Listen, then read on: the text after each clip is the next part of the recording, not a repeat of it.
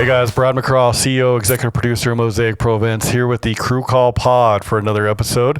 This should be a fun one. I've got Jennie McCraw, who happens to be my wife, who's also on staff here at Mosaic as our Director of Client Relations. And on show site, she is the stage manager backstage. So we decided to just jump on, just the two of us, and kind of talk about the dynamic between producer and stage manager on site.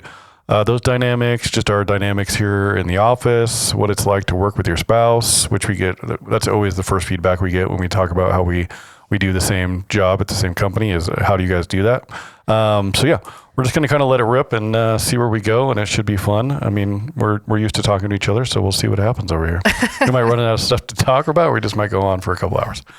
I think, yeah, we'll jump into so at Mosaic, and I think a lot of production companies are like this.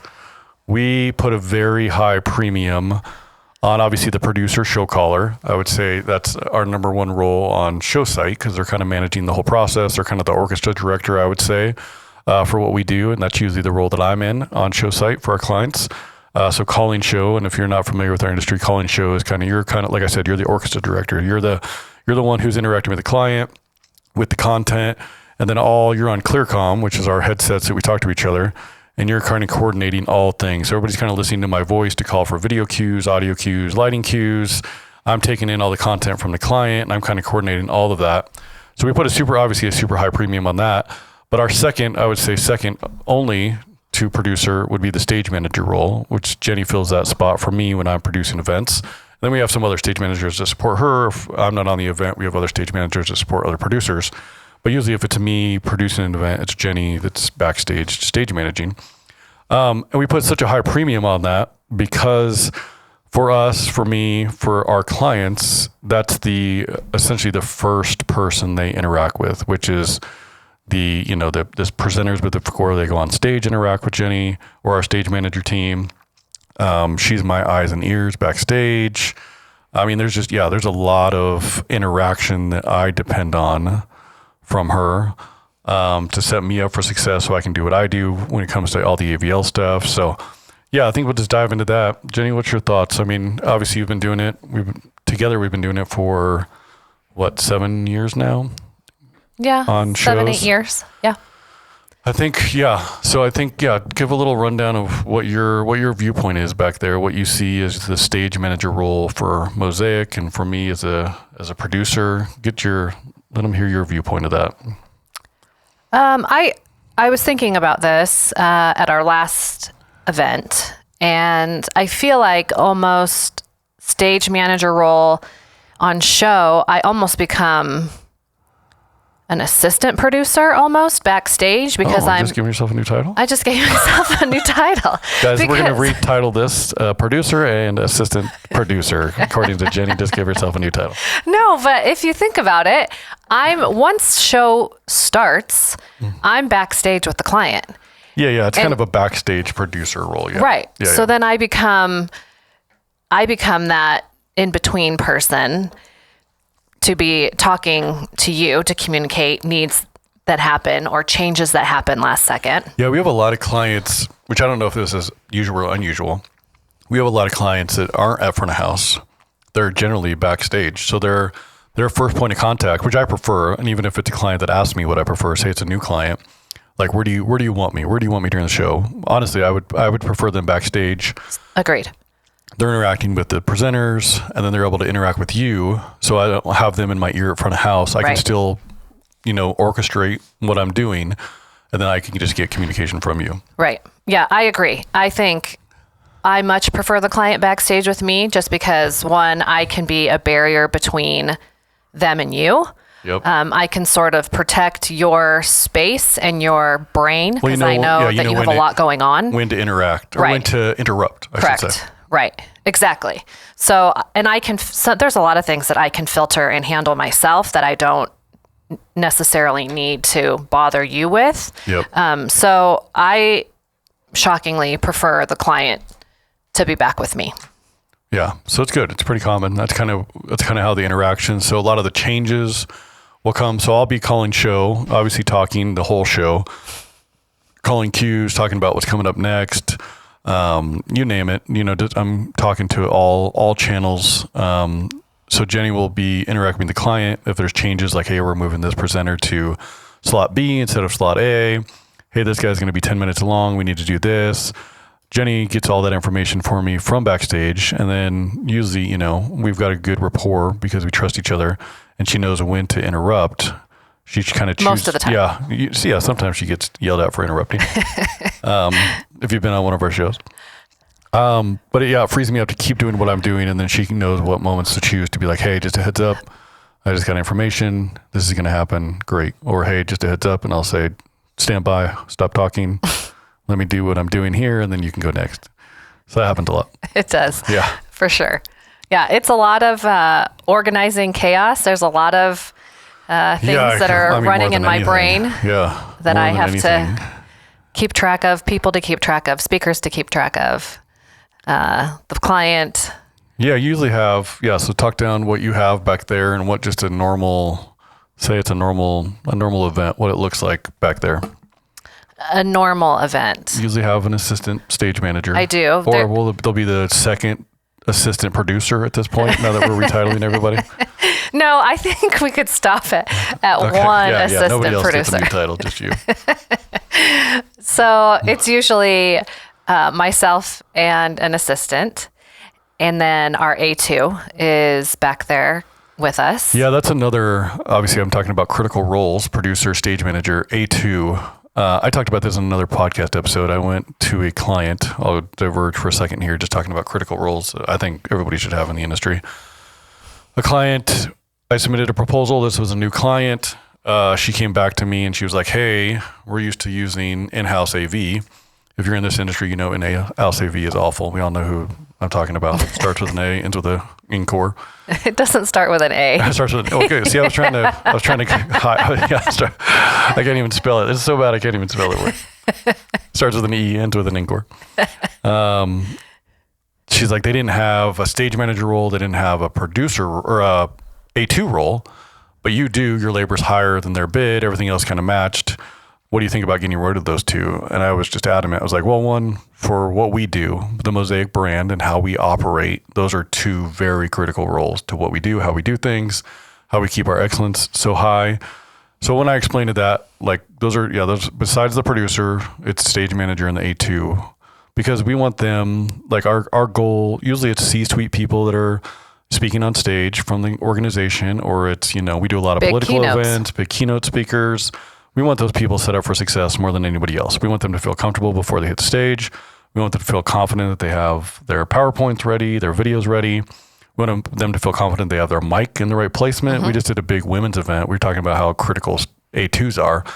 We just did a big women's event, and it was 99% women. It was all women. I guess except for Charlie. Yeah. And they're all in flowy dresses. Right. Very delicate dresses. Yeah, no waistbands. No bras. Whoa, hey. Sorry. This is the Patreon version. No bras. I'm just saying, like, there was nothing to hook a mic pack to. So literally. So you're talking about A2s, like how critical this role is, which we have an amazing A2 lineup. Like they're trying to mic up these dresses that have nowhere to put a mic pack. Yep. Go through their shirts. I mean, sometimes, it's very delicate. It's very delicate.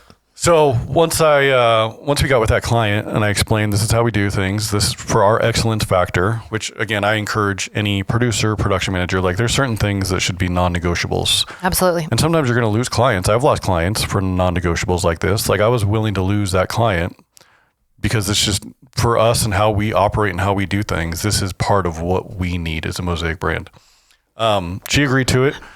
We did the show. She came back to me after the show was over and she's like, oh my gosh, the C-suite loved it. They felt so much more confident. They felt like it was a game changer for their C-suite. It was a game changer for their presenters. They'll never go back again, is what she told me. So yeah, there's just critical roles, and obviously we talked about stage manager starts with that, A2 starts with that. So yeah, keep going. You have a stage manager and an A2 backstage.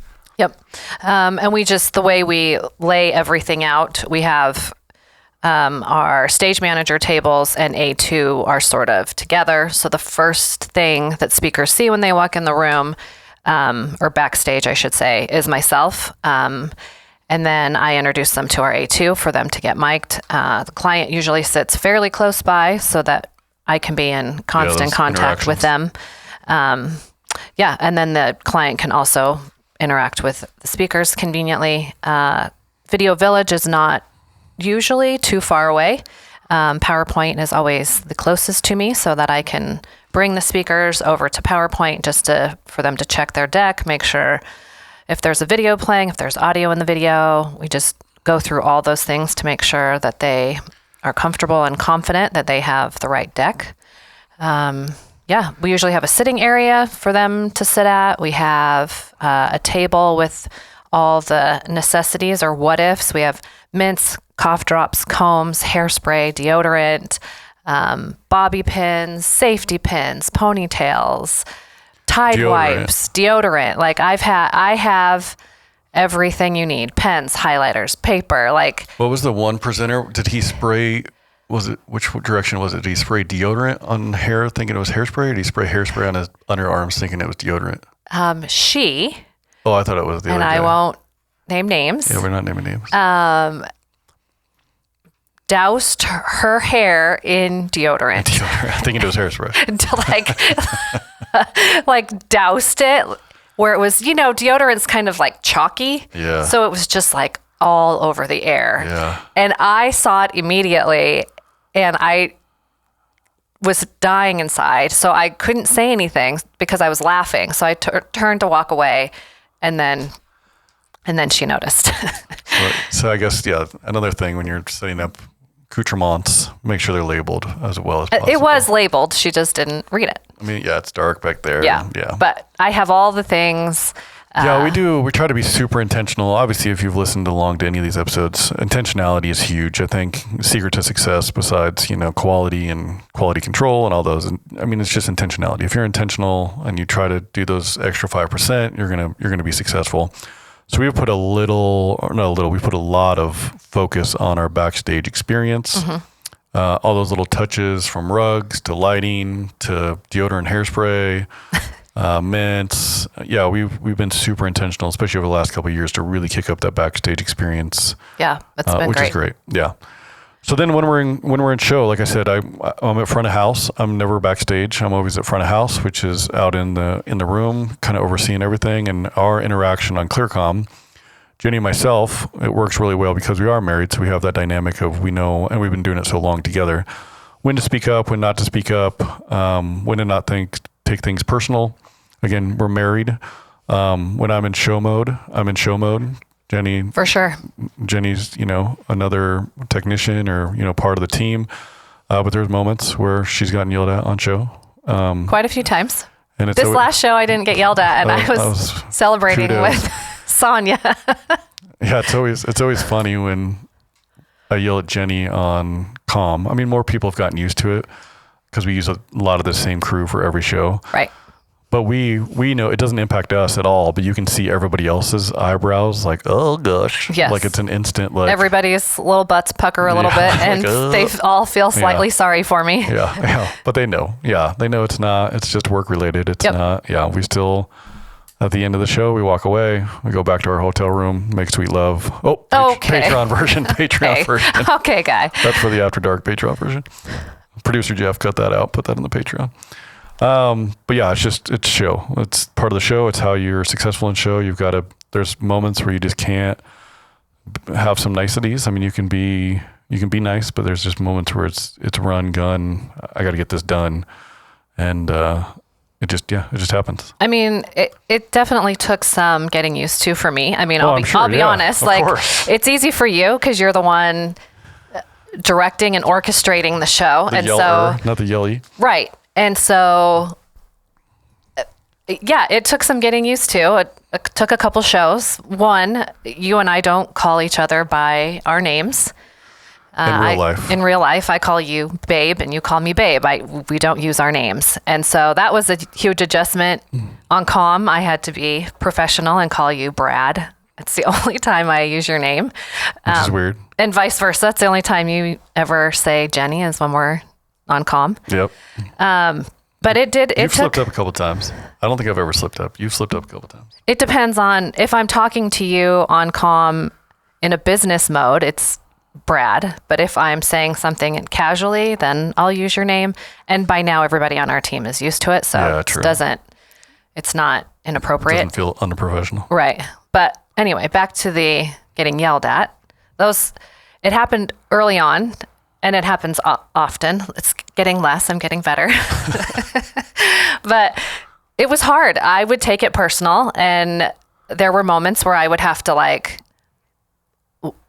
walk away and quiet my mouth and like get myself together and not take it back to the hotel room. Yeah, it's not a personal thing. It's a business thing. Right, but girls are emotional, and we take everything personal. Yeah, a lot of people take it personal. Right, but it didn't take me long, and sometimes people after show will be like, "Are you okay?" And I'll be like, "Oh, it's fine. I'm fine." Like, it's for the better of the show. I know he's getting upset with me because it's for the better of the show. It's not anything else. Like, it's because he wants the show to be great. Yeah. We all want the show to be great. So it happens, and most of the time you're right. I need to focus up. And a lot of it, honestly, I mean, there are moments where she usually has a stage manager channel on her ClearComm, and then she has a girls channel. So I think there are probably some moments where it's a little gossipy on ClearComm. And no. Yes. No, that's an assumption. It's definitely not. If you're listening, I just rolled my eyes. You can't see it. But most of the time, what it is I'm dealing presenters. Yeah, with that's what I'm getting at. Yeah. 1,500 presenters backstage herding cats. So I need information. I'm saying, hey, Jennie or stage team, is presenter B ready? Are they all set? They're coming up in 5 minutes, and I'll hear no feedback, which I hate. I need to hear feedback because again, I need the ball's continuing to roll. I have these touch point moments to know that I'm set up for success for the next moment. And a lot of that information comes from backstage. It all comes. Yeah. It doesn't all because it's coming from technicians too. So if I don't hear that, obviously it adds a variable that I don't need, or I don't have time for, like, hey, there's a moment coming up in 2 minutes. Right. I agree. I need to know if presenter A is ready. Right. And so usually if I am caught up with a presenter or the client and I can't speak on comm, the assistant will speak up for me and say, which I think you've had those conversations. Right. She'll say, Jennie's with the client. So then okay. Or she'll give you an update for me telling you what's happening. Yep. But we try to keep those lines of communication super clear. But that goes back to what an integral role it is to what we do, because I've done shows, Jennie's been traveling, or like our second in line, just shows that we've had to produce over the years where it wasn't a trusted stage manager, somebody that doesn't do it very often. And it adds a ton of stress to the producer role to not have that fluid communication between front of house and backstage. Especially, again, we do a lot of political events, and the political events we do, they're very high impact, they're very high speed. Most of the presenters get at max 10 to 15 minutes on stage. So in a 8-hour day, we'll see 50 presenters. It's crazy. It's just boom, boom, boom, boom, boom. So the ball is rolling fast. So if I don't have that communication, it's constant communication between front of house and backstage. Who's up next? What do they have? Oh, we're moving this guy to this guy, or this guy's late. Oh, this guy just added a PowerPoint. This guy added a video. Like, it's a constant. So if you don't have somebody back there that you can fully trust, especially in our environment, it's awful. Yeah, it's really hard as a producer. Show the more communication for you, I know, is better. For sure. So in the right moments. Right, exactly. And I try to communicate as much as I can and as often as I can, because like you said, I am the eyes and ears of what's happening backstage. You have no clue what's happening back there. And in my defense, it is insane most backstage. Of these are nuts. The political ones are insane. Even the non-ones have been insane. Everybody's got an entourage nowadays. Everybody's got 3 or 4 assistants nowadays. They've got, you name it. They come rolling backstage with the whole situation. They want to interact with the guy who's coming off a stage while you're trying to get them on stage. Yeah. We've got stage moves. So our stage manager positions, I don't know how everybody else operates it, but they're obviously in charge of presenters, making sure they're set up for success and pushing them out on stage. They're in charge of stage moves. So we do a lot of panels. So Jennie and the stage team will have, extra guys, girls, stage hands that help them in between transitions. We're super anal. I'm super anal about transitions. I want them to be as smooth as possible. So we spend a lot of intentionality on, sometimes she'll have 10 people helping her. Let's do a 60-second stage change. Not even 60 seconds. Yeah, because we've got a full panel. We're going from a one presenter with a podium. We got to strike the podium, set up 6 chairs and a table. 6 waters. 6 waters. 6 microphones. Yeah. So she's also in charge of those stage changes as well, which is critical to what we do and how we do things. Yeah, it's a whole situation. And at the end of the night, when we debrief together and we get back to the hotel room, I always tell him, like, I have so many stories of the chaos that happens backstage. Like, and you have no idea. You're just at front of house with you and Will and Nisley, and you guys just doing your thing. And it's like, it's so easy out there. I didn't say it was easy. I'm just sipping my energy drinks. But and it's so, eating my gummy bears. Literally insane backstage. It's a very different dynamic back there. Very different. Yeah, it is a little chaotic. Some of our shows, a lot of the bigger political shows for sure. So yeah, it's a critical role to what we do. I think it's super important, and we've got an interesting dynamic because we're married, which we always tell people on the married side of that. The first time everybody finds out that we're married and we work together, the question is always, how the heck do you do that? Like, if I worked with my spouse, I would want to murder them. I can't. Like, it's always. So we get asked all the time, like, how do you do it? Like we alluded to earlier, how do you get yelled at work and then go back to your hotel room and still enjoy the night? And it just takes time. It takes trust. I think that role's probably helped that dynamic because you depend on each other, as opposed to, I think it'd be different if we worked together. I don't know if it'd be better or worse, because at the end of the day, when we're on show site, you report to me, you work for me. So I don't know if it'd be harder if you just had a different role, like on show site. I don't see it that way. I don't see that I work now that you're for you. Now that you're the other producer. this is when your title changes again. I was just thinking about that. Like, I'm not really assistant producer. I'm just like the other producer. Is that what you're getting to? I don't technically work for you now that I'm the other producer. No. Jennie keeps giving herself a ladder climb. Welcome to my life, guys. See, it's not easy working with your spouse. No, I don't see it as me working for you. I feel like you and I are a team. We're a team Totally. in life, like as husband and wife. We're a team at work. Our whole crew is that way. I don't think anybody feels like they work for anybody. Even if you're an A6, you don't feel like you work for the A1. Like, we have such a great team dynamic because we all trust each other and love each other, and we're all working hand in hand. Yeah. I mean, I think it's a different dynamic because we are married. I don't know if. That's what I'm saying. I think it probably helps because we're depending on each other so much, and our communication is so critical. Obviously it helps that we're married because we have this, we know what we're thinking. It's kind of there's some unspokens, where you know what I'm expecting. 100%. So 100%. I think we're so successful in the producer, stage manager role, or second producer, other producer.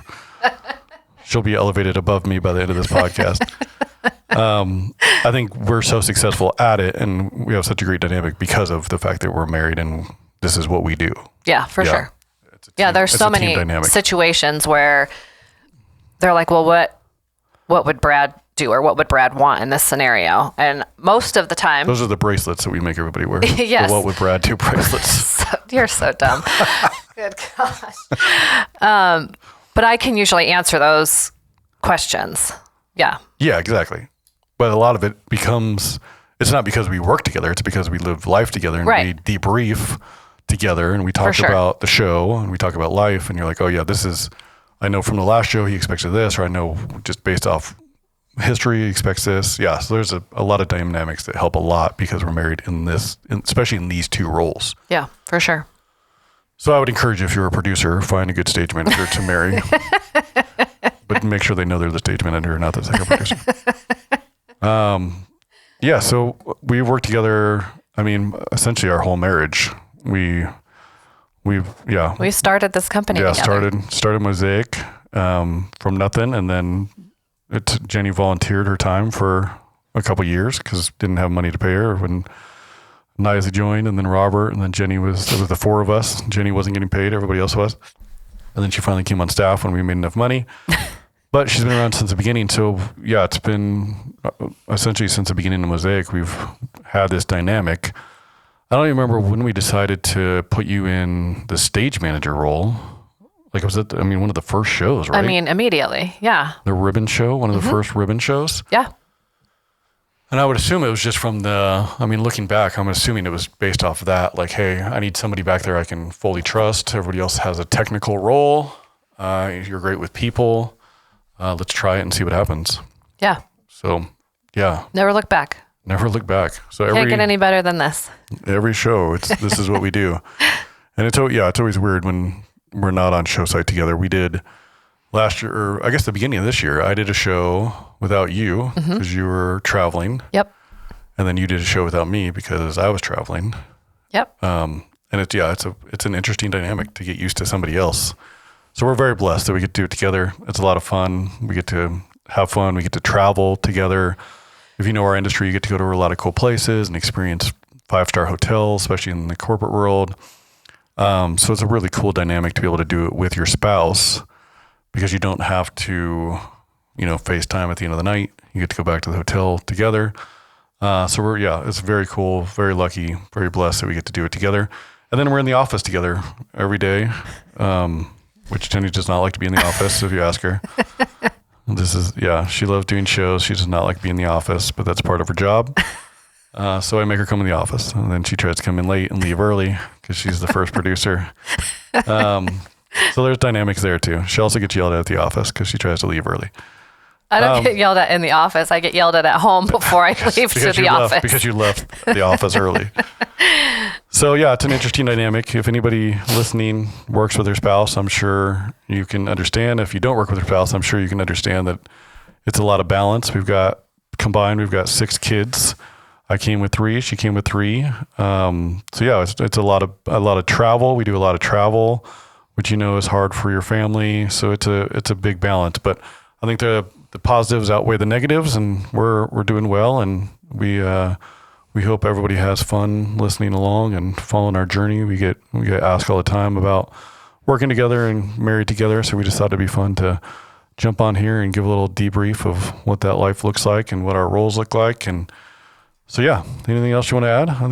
I think back to your traveling and having 6 kids,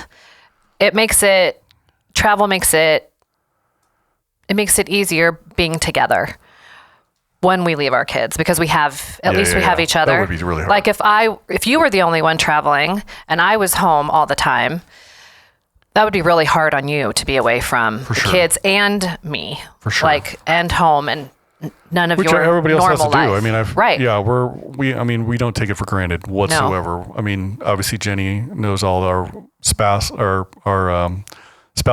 our other staff. She knows spouses of everybody else. And we don't take it for granted at all that we get to do all of this together while they have to leave their families. They have to leave, again, they have to leave their kids, which we hate, but they have to leave their kids and their spouse at home. Right. So they have to FaceTime at night where we get to enjoy the benefits of traveling together.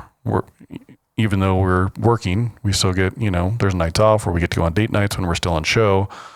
Yes, we definitely feel for all those people that, especially as much travel as we do, we feel for those men and women that travel with us and their spouses are left at home. So that's why I always say, if you've listened to other episodes, if you're hiring staff, if you're hiring contractors, if you're asking volunteers, if you work at a church, don't forget to honor those with you and honor those that are not with you. Honor those around those people. Honor the spouses. If you have contractors at an event with you, or if you have staff at an event with you, then you continue to travel. Make sure their spouses know that you recognize that you're taking them away. Honor their birthdays, honor their kids. We try to do that a lot. We try to honor those around our people just because we know it's such a huge sacrifice that we don't have to do. We don't have to do that sacrifice. So we want to make sure those spouses aren't like, oh man, I wish that dynamic was us. Right. And I think we even try to encourage our contractors to bring their wives. A lot of production companies don't allow spouses to come. You're just doing a job. Yeah. And that's an open invite. I'd be like, oh, this resort in California is amazing. You should bring Tori, or you should bring Kelly, or it's so beautiful. Open invite to not only staff, but staff and contractors. If we're on a show site, right. Obviously be mature. You have a job to do and you're not there. You're not on vacation. Right. But bring your spouse. Let them experience the resort you're at. Let them come have dinner with us. Let them come have dinner. Anytime we do we do a big staff Christmas party in December, because we have a huge event here in Phoenix most often.